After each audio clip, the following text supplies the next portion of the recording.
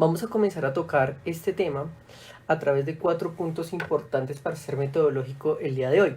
Vamos a hablar qué es la globalización del derecho, nacimiento de la globalización, administrativa del derecho, el derecho administrativo global, cómo son la estructura y sus principios del derecho administrativo global y el derecho administrativo global frente al COVID-19 y frente a un tema importante que frente a los derechos humanos, que es muy importante, y frente al derecho a la salud. Hoy tenemos que, para responder estas preguntas, vamos a hacernos una pregunta importante para tratar de dilucidar el tema metodológico de hoy. ¿Es posible decretar una responsabilidad internacional a través de las estructuras administrativas globales frente a la pandemia sucedida en el COVID-19? Frente a estados como importantes, ya sea en Wuhan, en China, o las conspiraciones que se están estableciendo en Estados Unidos frente a la pandemia que estamos causando o que se está causando. Entonces, para eso vamos a comenzar a analizar 4 aspectos importantes. Nosotros tenemos que comenzar a analizar qué es la globalización del derecho. Hoy tenemos que entender que la globalización del derecho, como dice el gran filósofo y sociólogo Norberto Bobbio en su texto, el derecho global comienza a partir en un nuevo nacimiento, una nueva estructura. Es decir, a partir del siglo XX y del siglo XXI, nosotros no solamente estamos relacionarnos solamente en una noción de Estado o relaciones entre Estados con los individuos, sino somos aldeas globales. Ya lo decía Kant en el derecho cosmopolita. Por eso nosotros tenemos que entender que hay 2 nociones de globalización importantes que tenemos que tener a interiorizar. Uno que se llama el globalismo localizado y el localismo globalizado. El globalismo localizado es en principio cómo las estructuras jurídicas o las estructuras, por ejemplo, de medios de comunicación o, por ejemplo, el lenguaje se interiorizan de países periféricos a países semiperiféricos. Y en ese orden de ideas, los países semiperiféricos captan y remueven un nacimiento de las estructuras jurídicas o las estructuras ya sean, por ejemplo, en el medio ambiente o, por ejemplo, ya sean, por ejemplo, la comunicación o, por ejemplo, el idioma. En este orden de ideas tenemos que comenzar a analizar que la globalización del derecho genera algo muy importante, una supraterritorialidad normativa. ¿Eso qué quiere decir? Que hay países de producción jurídica y hay países de recepción jurídica, como lo expone Daniel Vanillo Maldonado en su texto de los trasplantes jurídicos. En ese orden de ideas, la globalización no es algo nuevo. Ya se estaban hablando de los griegos y se está hablando directamente de la globalización. Es más, Alejandro Magno es el primer globalizador de la historia que podemos entender. Pero aún así, la globalización, ¿dónde se materializa? Tenemos que decir que la globalización como derecho administrativo tiene que nacer en una parte de una situación importante, y aquí hay 2 momentos del derecho administrativo y del derecho público. Todos entendemos que el derecho administrativo nace en su interioricidad en el siglo directamente XIX, como hemos interiorizado o analizado después de la Revolución Francesa, a partir de la época napoleónica, su mayor expresión. Pero en ese sentido, tenemos que comenzar a entender que el derecho administrativo nace en una relación de partir del control de legalidad. No hay nada más que legalista o formalista que el derecho administrativo, como lo entendemos, por ejemplo, en Colombia, la ley 1437 del 2011, frente al artículo 88 que nos habla sobre la presunción de legalidad de los actos administrativos. Pero, ¿qué sucede en este sentido cuando hablamos del derecho administrativo? Hoy en día, el derecho administrativo global parte de otra esfera, no solamente la relación entre individuo y Estado, sino la relación entre Estados que generan directamente meditaciones importantes de producción jurídica. Y entonces ustedes me dirán en ese sentido, oiga, pero el derecho administrativo global no tiene influencias o no se parece al derecho internacional público, no es el mismo derecho internacional público, no. En el siglo XXI se comienza a mirar que hay resoluciones de organismos transnacionales que influyen no solamente en la actividad de las actividades privadas, sino en las actividades de los particulares. Por eso, uno de los grandes influyentes del derecho administrativo global nace en la Universidad de Nueva York, y nace directamente en el School of Law, donde comienza a analizar que hay una red de interacción entre organismos transnacionales y rompe una esfera importante entre lo interno y lo externo del derecho. Y al responder directamente lo interno y el externo del derecho, no solamente regula actividades públicas, sino las actividades como, por ejemplo, de los particulares. Y por eso comenzamos a hablar que hay diferentes nociones a partir del siglo XXI de ese derecho administrativo global que regula relaciones internacionales y resoluciones de carácter internacionales. Por ejemplo, comenzamos a ver que hay esferas o mecanismos globales como, por ejemplo, contratación pública, por ejemplo, alimentación, por ejemplo, mercados financieros, por ejemplo, medio ambiente, por ejemplo, derecho a la salud. ¿Y dónde podemos encontrar una primera significación de esto? Si ustedes encuentran, hay una primera significación en la resolución de la Organización Mundial de Comercio, donde prohíbe, ¿sí? Donde prohíbe directamente la convención, la Resolución Mundial de Comercio del 6 de noviembre de 1988, establece algo muy importante, que es la prohibición directamente de traslado de camiones y tortugas por afectación directamente no de derecho a la salud, sino a relaciones de comercio transnacional. Así, en este sentido, también no solamente encontramos organismos de carácter transnacional que regulan relaciones, actividades particulares y públicas. Por ejemplo, cuando el Consejo de Seguridad en la Organización de las Naciones Unidas propone resoluciones, y esas resoluciones no solamente son de carácter pública, sino también de carácter a los particulares. Otro ejemplo, podemos encontrar en ese derecho administrativo global que nace en el siglo XXI, el Comité de Basilea. Si ustedes ven en el Comité de Basilea, que establece las organizaciones bancarias, establece que hay 3 fundamentos: Basilea I, Basilea II y Basilea III, establecen de acuerdos de cooperación internacional. Y esos acuerdos de cooperación internacional no solamente transforma directamente el derecho nacional, sino también el derecho internacional. Y esas resoluciones afectan tanto a la vida privada como a público. También, como por ejemplo, encontramos las resoluciones de la ICANN. El ICANN, ustedes saben que establece directamente que la organización, el ICANN establece relaciones importantes en materia de comercio electrónico y relaciones de comercio electrónico frente a producciones, por ejemplo, Google o Internet. El ICANN, que se encuentra en California, también establece unas relaciones importantes entre particulares y públicos. Así entendemos que estas estructuras del nacimiento del derecho global tienen 2 cuestiones importantes, que es el tercer aspecto que estamos analizando. El tercer aspecto que comenzamos a analizar, ¿cuáles son esas estructuras? Primero, el derecho administrativo global no parte de la falacia argumentativa que comienzan a hablar del derecho internacional público. Nosotros recordamos que cuando leíamos los principios internacionales del derecho público de Hans Kelsen, se hablaba que había una eliminación de la soberanía, o que la soberanía del concepto de Estado no nacía. No, aquí entendemos que es una relación de interdependencia entre el Estado y el derecho administrativo global, es decir, genera una red de comunicación de diálogos internacionales. En ese orden de ideas, la soberanía no es que no exista, la soberanía se delega a un poder, por ejemplo, de un poder soberano a un poder limitante, donde la organización de las organizaciones administrativas estatales pueden participar, como por ejemplo, ustedes recuerdan que en materia internacional de carácter privado o carácter público, por ejemplo, la banca internacional alemana sostenía directamente, cuando sostenía resoluciones en préstitos a los países europeos, y lo sacaba una resolución hoy, al otro día tenía que modificarse Polonia, tenía que modificarse España. A partir del Commonwealth y a partir de la trascendencia directamente de una moneda única, ya por ejemplo el Banco de España no solamente produce una moneda que es la peseta, antes la producía la peseta, ahora se establece el euro, pero ya por ejemplo ya no está sometido directamente solamente en la relación de España como organización administrativa, sino puede participar en los acuerdos de Basilea, y así sea un estado pequeño, como por ejemplo Polonia, establece una situación de poder y poder negociar y poder un acuerdo de representatividad y legitimidad.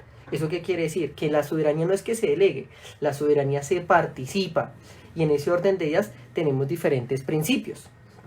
Por eso hay algo muy importante en estos principios. Hay una relación importante en el derecho administrativo global. Una cosa es derecho administrativo global y otra cosa se llama gobernanza global. ¿Qué sucede en ese derecho administrativo global? Hay principios que son importantes, y por eso algunos dicen en el siglo XXI que es una nueva ciencia, que es una nueva estructura de la enunciación del derecho. Encontramos como por ejemplo los principios que se materializan en el derecho administrativo global: la buena fe, la transparencia de los estados, la representatividad, la motivación, el saber técnico y la legitimidad. ¿Por qué? Porque las organizaciones administrativas, ya sea Organización Mundial de Comercio, Organización Mundial de la Salud, por ejemplo, organización directamente el Comité de Basilea, el ICANN, son estructuras jurídicas que regulan actividades particulares y públicas, pero si no hacen sus fundamentaciones a través, por ejemplo, del principio de transparencia, porque aquí hay una limitante importante. Si no hacen las modificaciones a través de su principio de transparencia, ¿cómo van a regular a los estados?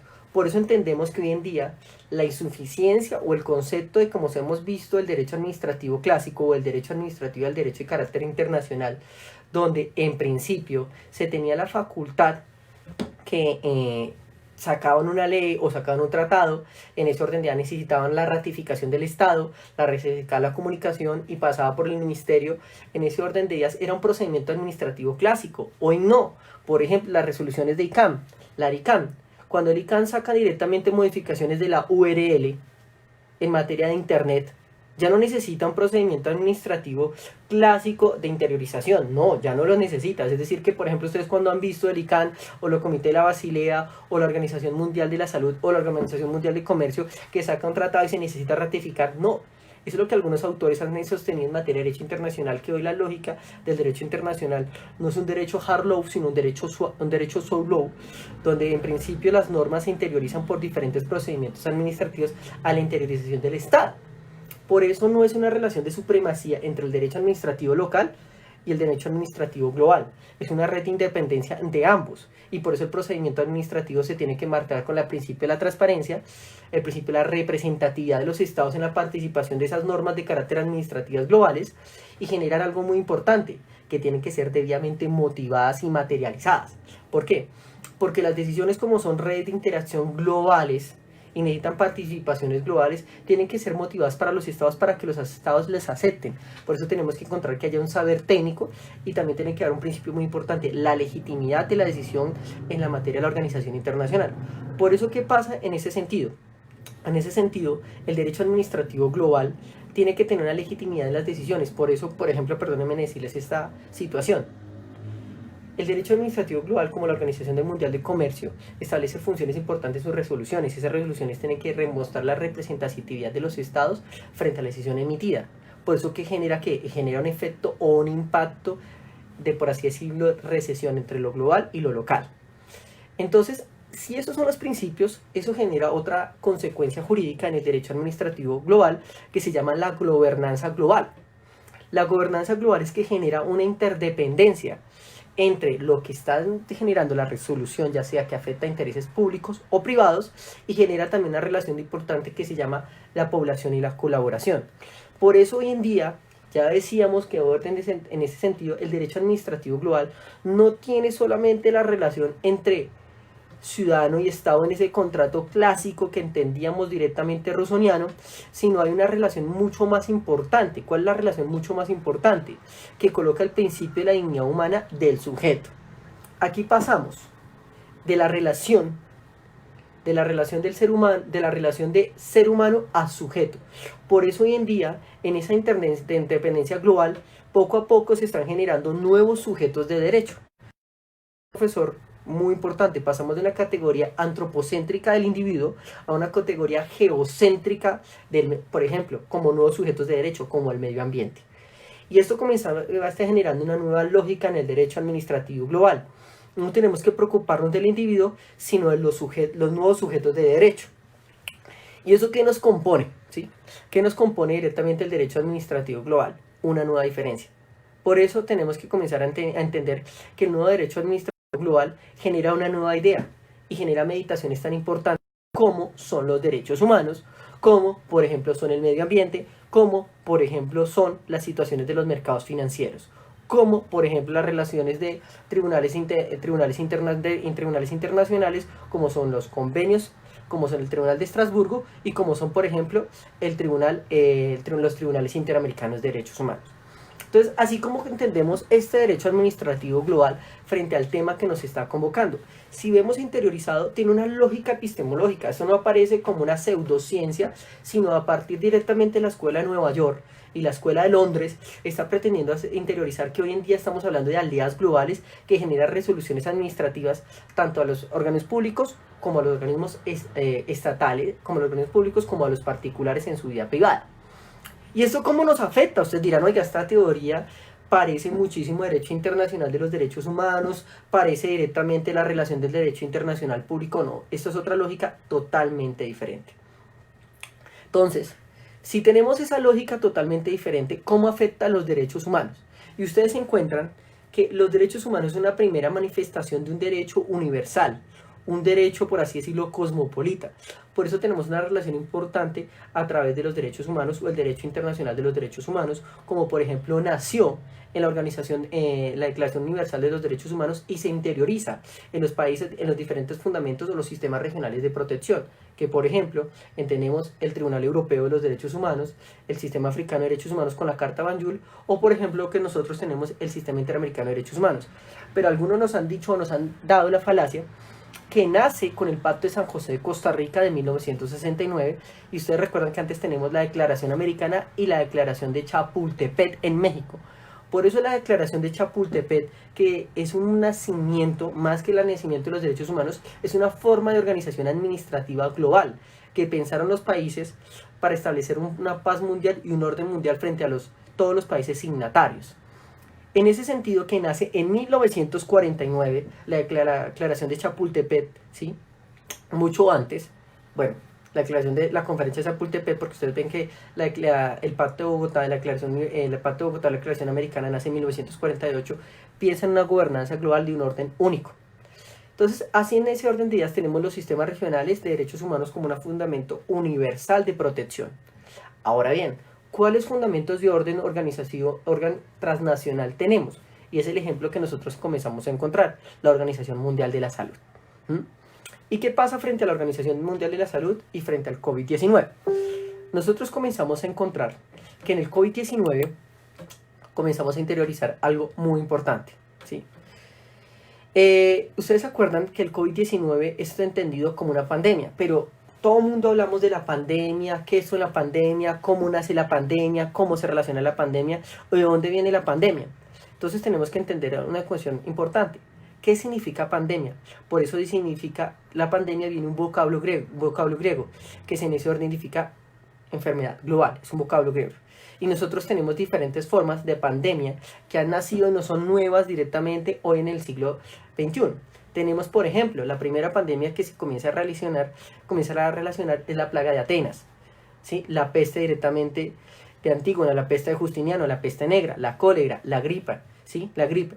Y en ese orden de ideas tenemos una serie de pandemias que se han generado directamente en la relación de los derechos humanos, en la relación del ser humano, y que ha afectado la vida de las relaciones importantes, como por ejemplo la última pandemia que tuvimos en el siglo XV. ¿Qué sucede frente al COVID-19? Ustedes recuerdan, y esto es un hecho notorio, que el COVID-19 nace en Wuhan el 2 de diciembre del 2019, donde comienza a tener una situación importante en China de generar bastantes muertes y no saber directamente las relaciones importantes. Por eso la Organización Mundial de Comercio, la Organización Mundial de la Salud, la Organización Mundial de la Salud la genera como una pandemia de una enfermedad de carácter global. Hoy tenemos un dato muy curiosísimo. Hoy en día, antes de dictar esta ponencia o antes de dictar esta característica, yo comencé a mirar cuántas personas directamente tenemos hoy fallecidas en el mundo, ¿sí? Entonces, tenemos actualmente 2.531.000 personas, 400 muertos actualmente, actualmente 174.334 personas que se encuentran en los hospitales, y en Colombia tenemos 189 personas que han fallecido. Entonces, ¿qué entendemos en ese orden de ideas? Estamos generando una pandemia global frente a la afectación de un derecho a la salud. ¿Y cómo podemos encontrar en ese orden de ideas? Todos hablamos de la pandemia, las crisis de la pandemia, pero ¿cómo encontramos en este matiz? Encontramos dos sistemas importantes que es de donde se encuentran interiorizado este derecho a la salud. La primera sistema directamente interiorizado de este derecho a la salud lo encontramos en el sistema interamericano a través de un caso de una sentencia muy bonita y muy importante que se llama el caso González Luis versus Ecuador. ¿Y qué encontramos en este sentido? La Corte Interamericana habla sobre el derecho a la salud, la Organización Mundial habla sobre el derecho a la salud y tenemos una pandemia. ¿Cómo se puede encontrar directamente esta relación proporcional? El profesor Ricardo Casillas, constitucionalista administrativista español, ¿cómo encontramos la relación importante entre esas dos? La primera, tenemos que encontrar que hay una responsabilidad internacional. Hasta ahí podemos encontrar. ¿Dónde se encuentra la responsabilidad internacional? Ustedes recuerdan desde la teoría clásica del derecho a la responsabilidad que encontramos una acción, un nexo y un daño. La relación nexo y daño. Pero cuando nosotros comenzamos a hablar de la responsabilidad nacional, esa viene la teoría de Planiol. De Planiol en materia directamente de derecho civil. Y ustedes recuerdan que a través de del Comité de Derecho Internacional se va a hablar de la responsabilidad de los estados por hechos ilícitos internacionales que generan daños. Por eso es impredecible o importante decir que todo este derecho administrativo global no solamente estudia los sujetos de derecho y las relaciones de las relaciones y sus resoluciones, sino sus redes, sino cómo es posible decretar la responsabilidad internacional frente a los estados. Entonces, el supuesto de hecho que tenemos que comenzar a analizar es que si es posible decretar la responsabilidad internacional del Estado por ese hecho ilícito internacional. Porque entendamos que en ese orden de ideas, la Organización Mundial de la Salud, aquí presentamos una nueva crítica, porque actualmente la Organización Mundial de la Salud no ha criticado directamente la responsabilidad internacional. Y algunos autores dicen algo muy importante, que la Organización Mundial de la Salud no hubo transparencia frente a la pandemia o frente al COVID-19, y la segunda, que actualmente hay una crisis importante, porque actualmente hay conflictos internos de los estados, que por ejemplo tienen, ustedes han visto que en este momento están compitiendo para encontrar la vacuna directamente frente al COVID-19. Y algunos autores dicen que esta teoría, de la responsabilidad de hecho ilícito internacional frente a estas muertes, ¿a quién se le va a causar o a quién se le va a establecer el daño generado por el pago?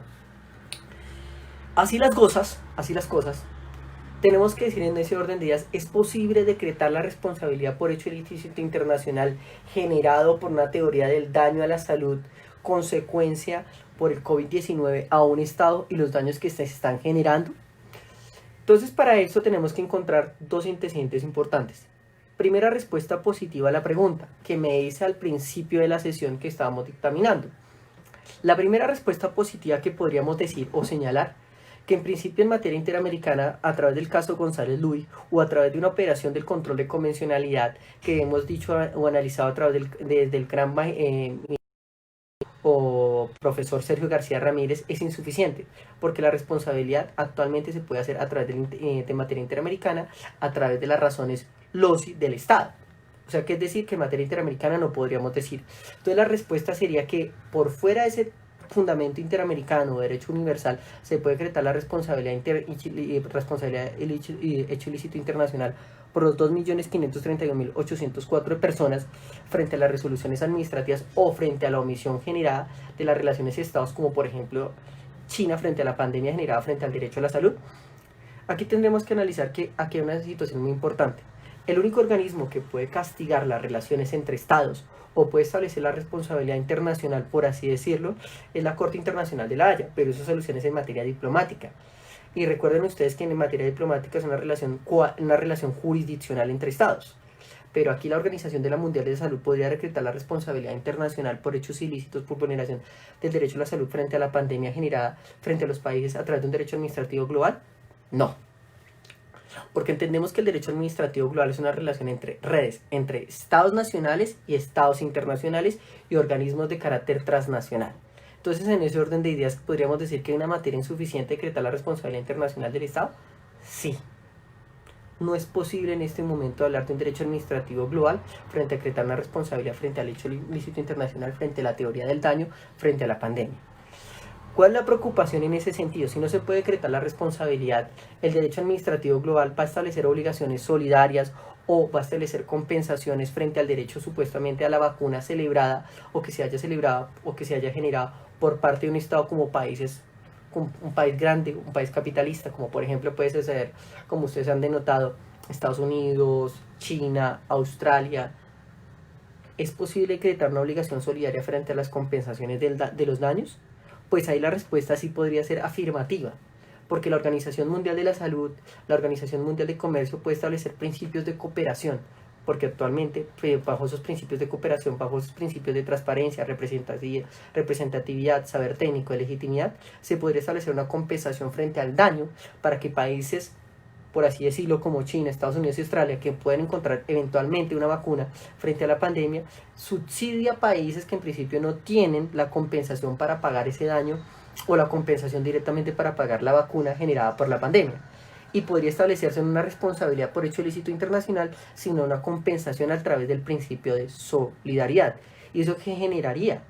Una consecuencia directa, que generaría directamente el principio más importante del derecho administrativo global, que es la gobernanza global o la interdependencia, la colaboración y el principio de población. Y eso podría decretar actualmente ¿qué? Una eventualidad que los estados se legitimen como una nueva fundamentación de principio de colaboración. No solamente la relación entre Estado y Estado, sino Estado como pretendía Kant, una idea cosmopolita que relaciona importante una aldea global fundamentada en el principio del derecho a la salud. Entonces, para concluir este tema, 3 conclusiones o 4 conclusiones importantes. Primera conclusión: hoy en día la globalización del derecho es una manifestación no solamente histórica, sino una manifestación política, sino una manifestación jurídica que se está analizando. Es decir, es un nuevo tipo de control. No solamente el control legal, control de constitucionalidad, sino control de convencionalidad, sino un principio de colaboración dictaminado en una globalización del derecho, que se materializa en el derecho administrativo global. Segunda característica o conclusión de esta conferencia: ¿el derecho administrativo global es una nueva ciencia? Sí, es una nueva ciencia, que tiene una estructura epistemológica dictaminada en el principio de colaboración, principio de intermediación y principio directamente de reciprocidad entre los estados, que establecen nuevas estructuras y nuevas redes de interdependencia lógica. ¿Que dónde los encontramos? No solamente los encontramos en el derecho internacional público, sino también los encontramos en el derecho internacional privado. Por eso el derecho internacional público y privado se funcionan en el derecho administrativo global. Típicos ejemplos: Comité de Basilea. Típico ejemplo: Organización Mundial del Comercio. Típico ejemplo: ICANN. Y en ese orden de idea no podemos entender la relación entre privado y público como si fueran una. O esa teoría clásica entre lo privado es una cosa y lo público es otra cosa. No, admite resoluciones entre particulares y privados. ¿Sí? Tercera conclusión: ¿el concepto de soberanía se ve limitado o distinguido actualmente? No, el concepto de soberanía hoy en día se desplaza a un poder delegado o a un poder compartido en organismos administrativos transnacionales, sea intereses públicos o sea intereses privados. Y cuarta y última conclusión importante: el derecho administrativo global podemos entender la noción de responsabilidad por hecho ilícito internacional hoy actual, dictaminado por el Comité de Derecho Internacional para decretar la responsabilidad de los estados cuando viola derechos humanos o viola fundamentos universales. Tenemos que quitarnos esa noción clásica de la responsabilidad, sino hablar directamente de principios de colaboración y compensación, como la estructura importante que establece directamente el derecho administrativo global en sus principios de buena fe, transparencia, representatividad, motivación, ser técnico y legitimidad. En ese orden de ideas podríamos encontrar 2 cuestiones importantes: que los sistemas regionales de protección de derechos humanos son insuficientes porque actualmente solamente establecen derechos comunes a los estados, ya sea por ejemplo en materia interamericana, en sistema africana y en sistema europeo. Y eso sin hablar que actualmente no hablamos de un sistema asiático de derechos humanos, que ese orden de ideas o ese paso lo cubre el derecho administrativo global. Y en ese orden de ideas podríamos decir actualmente que hay principios de compensación. Y hablaba un principio de compensación frente a la pandemia. Claro, porque este tema tienen que tener mucho cuidado, señores, porque el día que se descubra una vacuna, el principio de compensación no puede ser decretado la responsabilidad, sino decretado ¿qué? El principio de compensación entre los estados y un principio de solidaridad en una aldea global. Entonces, yo sé que es un tema nuevo, novedoso. Es más, les digo, el derecho administrativo global está generando presupuestos que nacen en el siglo XXI. Por eso en las relaciones entre estados, hoy en día la relación del derecho administrativo, dictaminado como la relación entre particulares y públicos con el Estado, ya está eliminada. Ya no es una estructura horizontal, sino una estructura jerárquica funcional, no a través de un principio de autoridad. Por eso mis primeras situaciones o mis primeras críticas: estos temas los estás trabajando la Escuela de Nueva York y los juristas italianos, y nosotros como los colombianos o los otros o las personas de Latinoamérica no nos podemos quedar discutiendo en el tema de control de convencionalidad o decretar la responsabilidad internacional de los estados por vulneración de los derechos humanos a través de la teoría del daño, sino hablar a través de un derecho administrativo global como un nuevo control a través de principios de compensación. ¿Listo? Entonces, espero que les haya mostrado en estos 20 o 30 minutos una nueva teoría que se está manejando hoy actualmente en el mundo para pensar que el derecho administrativo no es solamente una relación entre estados, sino una relación importante transnacional, como lo que pretendía Kant en la fundamentación de la metafísica de las costumbres y en el derecho cosmopolita. No siendo más, espero que les haya agradado, les haya gustado el tema, espero que haya también sido muy discursivo y no ha sido directamente cansón para ustedes. Aún así las cosas, les agradezco muchísimo a la Asociación Colombiana de Derecho Procesal Constitucional por esta invitación, por esta participación y por esta nueva anunciación. Una feliz tarde a todos y muchísimas gracias.